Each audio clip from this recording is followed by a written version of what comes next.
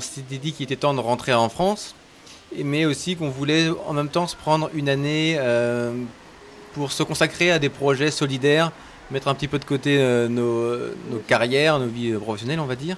Et donc l'idée, c'était d'associer la découverte des paysages et la découverte des gens, et notamment des enfants, et venir un peu en aide à des enfants défavorisés qui n'ont pas l'occasion d'avoir une certaine ouverture sur le monde à travers leur parcours un peu difficile. Donc en fait, ce qu'on a voulu faire, c'est le long de notre parcours, parce que le parcours c'est Hanoï-Paris à vélo, c'est l'intitulé du projet. On a voulu rencontrer des associations locales et des écoles françaises dans les pays d'Asie et d'Europe et leur proposer une même activité, donc une activité sur l'ouverture sur le monde, mais également une activité artistique qui consiste à réaliser un autoportrait. On a demandé aux enfants des différents pays rencontrés de se dessiner eux-mêmes sans avoir de consigne précise. La seule consigne, c'était d'avoir un visage qui remplisse toute une feuille. Bon, c'était globalement assez fastoche, hein, il faut le dire. On savait qu'il y aurait des pays où ce serait évidemment plus difficile à cause du relief. Là où ça a été le plus difficile, ça a été le Népal, hein, au niveau des chaînes himalayennes, et puis au niveau de l'Iran. On a commencé le voyage par le Vietnam, après nous sommes allés au Laos, puis en Thaïlande. On est arrivé en Thaïlande au moment des grandes inondations.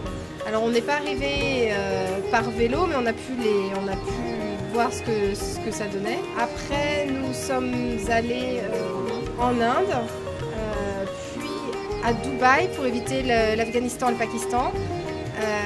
Nous avons pris un bateau pour l'Iran. Ensuite, nous sommes allés en Turquie, en Grèce, en Italie, puis en France. Le voyage a duré 7 mois. C'est à peu près 15 000 km. Et on a fait à peu près 6 000 km à vélo.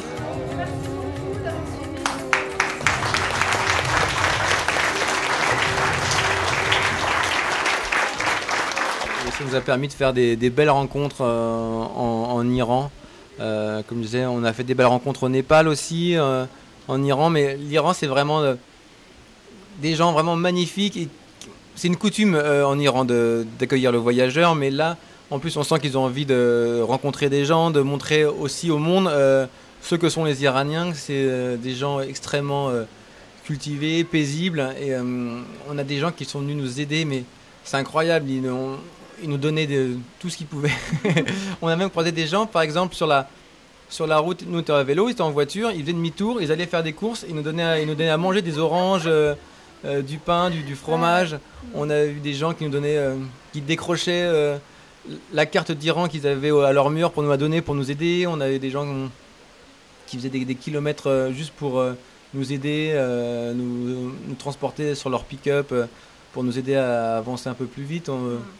Et c'est ce qu'on dit, c'est que c'est aussi ça, les côtés positifs du voyage, c'est un peu... les gens ont des a priori et en fait montrer que la réalité est tout autre. Donc on espère qu'au moins grâce à notre voyage, les gens ont pu mieux se rendre compte de la manière dont vivaient certaines personnes en Asie, au Népal, en Iran, et que c'est tout à fait possible de voyager et que les gens sont chaleureux. Oui, mais on reste quand même admiratif parce que c'est quand même une performance extraordinaire. Ils ont monté des pentes que le sportif moyen aura du mal à gravir, avec en plus un poids non négligeable. Et puis des contraintes, par exemple, dans la plupart des pays, la nuit tombe très vite. Et il fallait qu'ils arrivent à se poser, comme ils disent, avant la tombée de la nuit pour assurer en même temps leur sécurité. Le voyage a mûri parce que plutôt que de rentrer uniquement en vélo sans autre objectif, bon, ça semblait un petit peu léger. Et donc ils ont voulu ajouter le volet humanitaire, de travailler avec les enfants.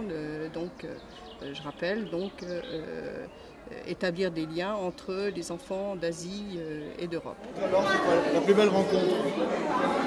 On a fait des belles rencontres en Iran, des gens magnifiques qui nous ont vraiment aidés et qui nous ont appelés après les jours suivants, savoir comment on allait, comment on pouvait faire. Ouais. Au départ, on a reçu un coup de fil un petit peu étrange. Là, on nous disait, on a perdu une sacoche essentielle pour nous, c'est avec nos cartes et notre matériel électronique. C'était au bout d'un mois, on s'était dit, bon, si au bout d'un mois on perd déjà une sacoche, arrivé à Paris, on va plus avoir grand chose. Bon, on était bien contents, tout s'est bien passé et après on a réussi à garder toutes nos sacoches avec nous.